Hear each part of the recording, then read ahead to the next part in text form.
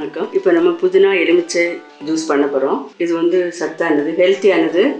புதினா வந்து உடம்புக்கு ரொம்ப நல்லது. அதோட சேர்த்து எலுமிச்சையும் ரெண்டுமே சத்தானது.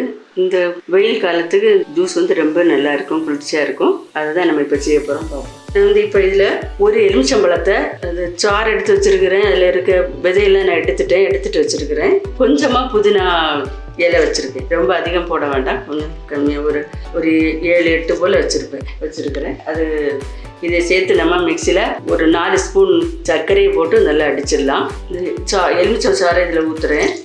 இதோட புதினாவை அதில் போட்டுக்கலாம். இதோட 4 ஸ்பூன் சர்க்கரை போடுறேன். இது வந்து இன்னும் அதிகமாக உங்களுக்கு சர்க்கரை தேவைன்னா சர்க்கரை போட்டுக்கலாம். நான் 4 ஸ்பூன் போட்டிருக்கேன். இப்போ இதில் 2 டம்ளர் தண்ணிக்கு நான் ஒரு 1/4 டம்ளர் தண்ணி இதில் சேர்த்து நல்லா அரைச்சிக்க போகிறேன்.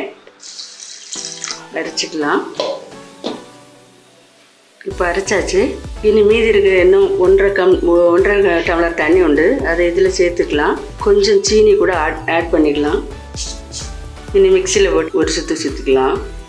எலுமிச்செல்லாம் ரொம்ப புளிப்பாக இருக்கிறதுனால இன்னும் அதிகமாக கொஞ்சம் சீனி சேர்த்துருக்குறேன். இப்போ இதில் மீதி தண்ணி சேர்த்துக்கலாம். இப்போ வடிகட்டிடலாம்.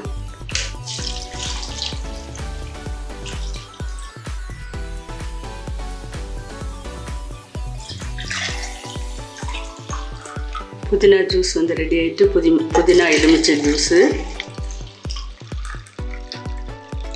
ஐஸ் கியூப் கொஞ்சம் போட்டுக்கிறேன். இப்போ புதினா எலுமிச்சை ஜூஸ் வந்து ரெடி ஆயிடுச்சு. ரொம்ப நல்லா இருக்குது, டேஸ்ட்டாக இருக்குது. வீட்டில் ட்ரை பண்ணுங்கள். இந்த வீடியோ உங்களுக்கு பிடிச்சிருந்ததுன்னா லைக் பண்ணுங்கள், ஷேர் பண்ணுங்கள், சப்ஸ்கிரைப் பண்ணுங்கள். நன்றி. God bless you.